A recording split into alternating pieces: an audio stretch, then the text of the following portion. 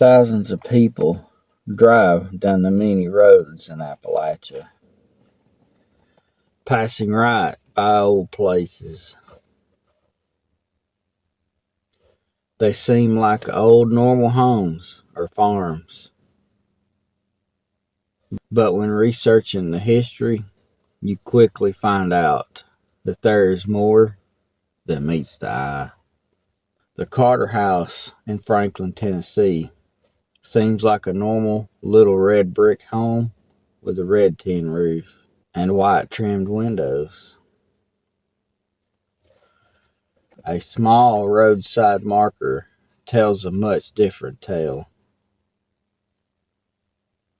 Not only is the house historic, but the whole neighborhood hide a dark secret from our past.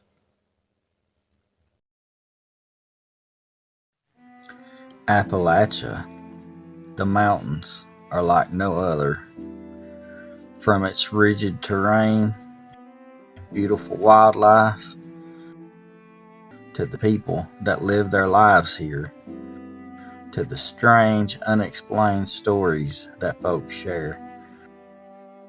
Join me while I share this amazing place, one story at a time.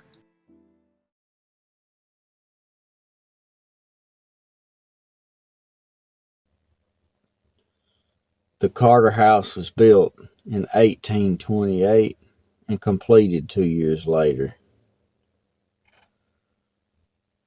It sits on a 280-acre farm owned by Fountain B. Carter, thus the name, the CarterHouse.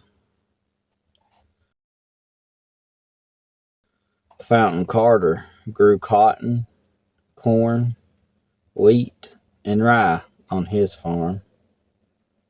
The house was built of bricks, homemade glass, as well as used square nails. The wood inside the place was tulip poplar, chosen for its ability to deter termites. He used treating, graining, marbling, and wallpaper to decorate the place.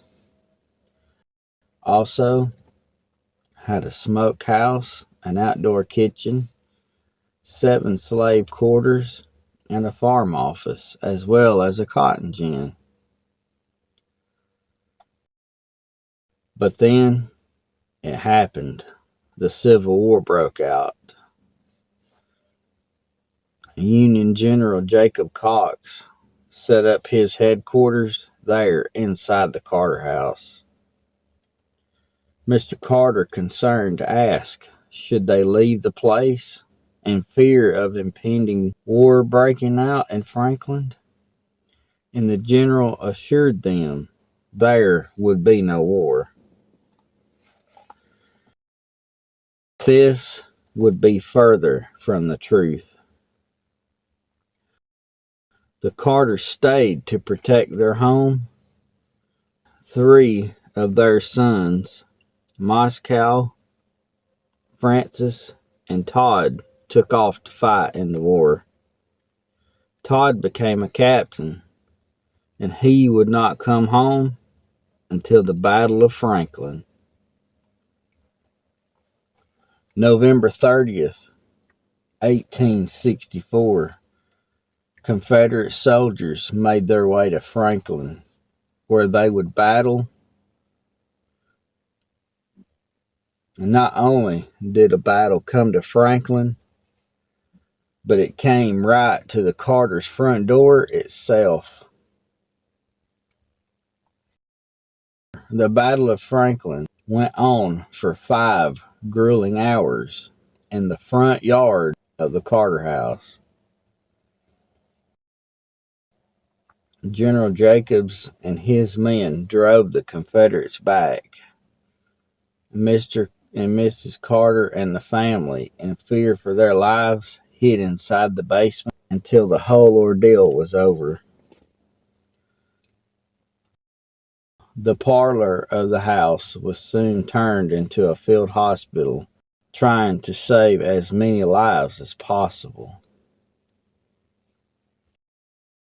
The family, making their way from soldier to soldier on the field, discovered Captain Todd Carter, their son, was mortally wounded. They brought him into the house, laid him in his bed, and made him comfortable until he finally drew his last breath. He was laid to rest in the nearby cemetery. In the days following this tragic battle, there was cleaning up all the carnage and burying the dead.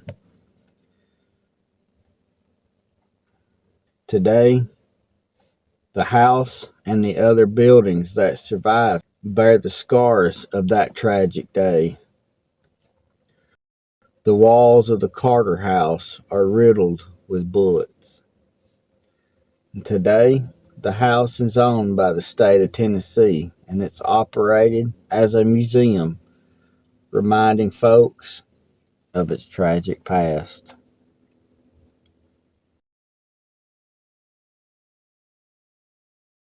Well, folks, I want to thank you for sitting and listening to the tale of the historic CarterHouse in Franklin, Tennessee. Appreciate you listening. Love yous to pieces, and I'll see you next time.